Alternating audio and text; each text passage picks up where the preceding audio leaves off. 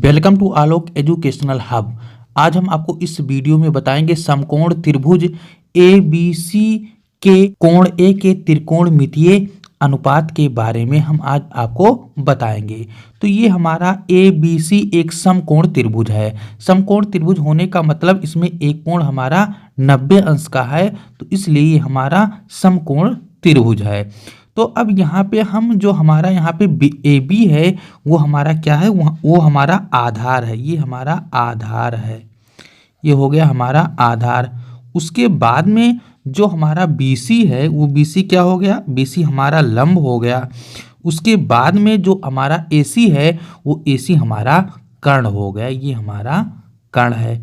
चलिए अब हम आइए एक एक का मान निकालते हैं। साइन ए का मान हम पहले निकालेंगे। चलिए साइन ए का मान, तो साइन ए बराबर, तो अब हम जानते हैं कि साइन ए बराबर क्या होता है।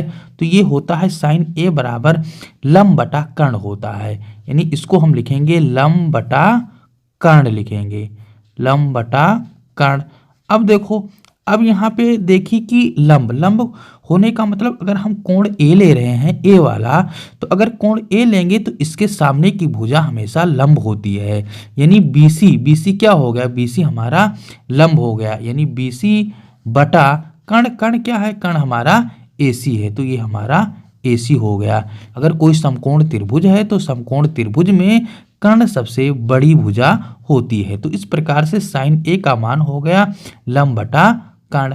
उसके बाद में अगर हम कास ए का मान निकालेंगे, तो अगर कास ए निकाल रहे हैं तो कास ए बराबर होता है आधार बटा कर्ण होता है। क्या होता है, आधार बटा कर्ण होता है, आधार बटा कर्ण। अब इसमें आधार क्या है, अब आधार इसमें ए बी है, तो ए बी हमारा क्या हो जाएगा, आधार हो जाएगा। और कर्ण क्या होगा, कर्ण हमारा ए सी ही रहेगा, ए सी। उसके बाद में साइन ए हो गया, कास ए हो गया, उसके बाद में टैन ए। चलिए हम यहाँ पे टैन ए निकालते हैं। तो टैन ए बराबर क्या होता है, टैन ए बराबर होता है लंब बटा आधार होता है, लंब बटा आधार। चलिए अब यहाँ पे हम देख रहे हैं कि लंब क्या है, लंब, अब कोण अगर ए ले रहे हैं तो इसके सामने की भुजा लंब अर्थात बीसी हो गया, ये बीसी लंब है। और आधार क्या है, आधार हमारा ए बी ही है। उसके बाद में चलिए अब साइन ए का उल्टा, तो साइन ए का उल्टा हमारा कोसेक ए होता है। क्या होता है, कोसेक ए होता है, कोसेक ए। तो कोसेक ए बराबर क्या होता है, अब जस्ट हम इसको पलट देंगे, यानी कर्ण को ऊपर कर देंगे और लंब को नीचे कर देंगे। तो इस प्रकार से कोसेक ए बराबर हो जाएगा कर्ण बटा लंब हो जाएगा, कर्ण बटा लंब। कर्ण, कर्ण होने का मतलब हो गया एसी, एसी बटा बीसी। लंब क्या है, लंब हमारा बीसी है, तो बीसी हो जाएगा।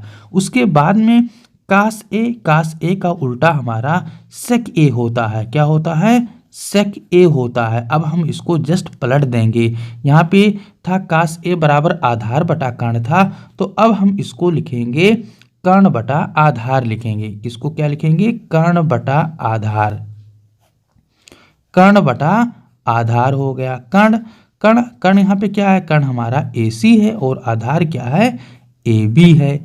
चलिए अब हम बात करेंगे टैन ए। अब टैन ए का उल्टा क्या होता है, तो टैन ए का उल्टा होता है काट ए होता है। क्या होता है, काट ए होता है। अब यहाँ पे टैन ए बराबर था लंब बटा आधार, तो काट ए बराबर हो जाएगा आधार बटा लंब हो जाएगा। क्या हो जाएगा, आधार बटा लंब। अब आधार इसमें क्या है, आधार हमारा ए बी है, तो ये ए बी हो गया। लंब क्या है, लंब हमारा बीसी है, तो बीसी हो जाएगा।